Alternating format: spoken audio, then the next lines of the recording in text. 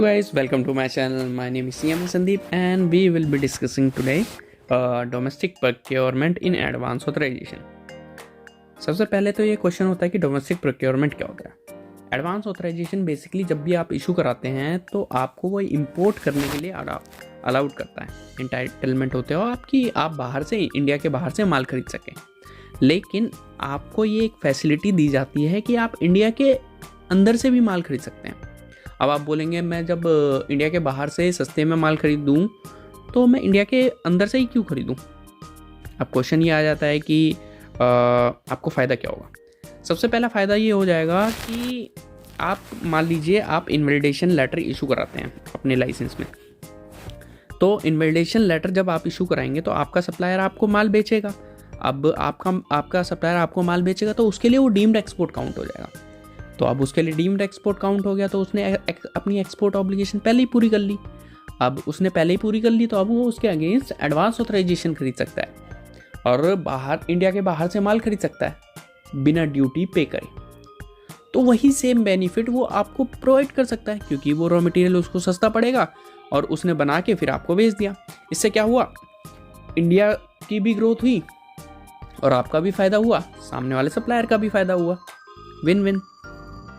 दूसरा तरीका आ जाता है हमारा advance release order, ARO, same as invalidation letter. इसमें क्या होता है कि आपका सप्लायर आपको मटेरियल सप्लाई करेगा ARO के अगेंस्ट और उसको भी डीम्ड एक्सपोर्ट का बेनिफिट मिलेगा और उसके अगेंस्ट वो ड्रॉबैक क्लेम कर सकता है।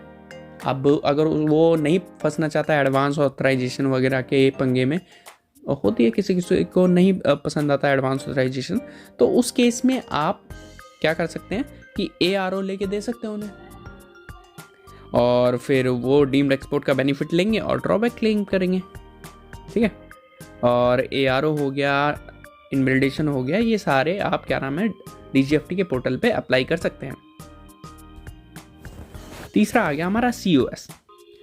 COS क्या होता है कि अगर आपका सप्लायर SEZ में है, स्पेशल इकोनॉमिक जोन में या फिर फ्री ट्रेड वेयरहाउस जोन में है, तो आप उससे सप्लाई लेना चाहते हैं तो अब उनके लिए भी एक्सपोर्ट काउंट होता है, तो कहीं ना कहीं आपको भी वो बेनिफिट पास ऑन करेंगे ड्यूटीज़ एंड टैक्सेस का।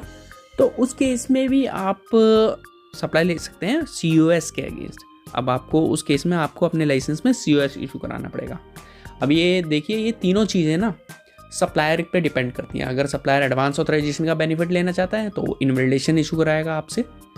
अगर आपका सप्लायर ड्रॉबैक का बेनिफिट लेना चाहता है तो वो ARO मांगेगा आपसे, या फिर आपका सप्लायर अगर SEZ में है तो आपसे COS मांगेगा। That's all. तो और यही जो भी बेनिफिट उनको होता है वो आपको बेचते हैं क्योंकि वो चाहते हैं कि उनकी सेल हो। तो यही आपका बेनिफिट है कि आपको इंपोर्ट वगैरह करने में जो भी परेशानियाँ होती हैं, दिक्कत होती है, वो नहीं लेनी पड़ेंगी। वो इंडिया से ही डायरेक्टली माल खरीद सकते हो, आपको बेनिफिट हो जाएगा। ठीक है, होप ये समझ में आया आपको। Thank you for watching. Please like, subscribe and share. Export made easy.